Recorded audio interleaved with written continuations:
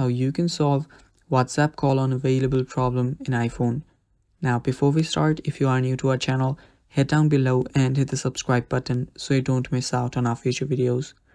Also press the bell icon so you get notified when we release our new videos.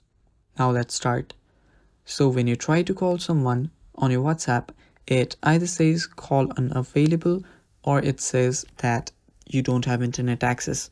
Now to fix that problem, what you'll need to do is go to your WhatsApp, and on your WhatsApp, go to your settings on the bottom right. And after you're there, just scroll down till you find storage and data. Go to storage and data, and under networks, you will see that use less data for calls button turned on. Turn this off. Now this works when you're trying to use your WhatsApp with your cellular data. So make sure that you've turned this off and your problem should get fixed. But if it does not get fixed, what you can do is just go to help, and after you're on help, go to help center, and you can just complain to WhatsApp about it.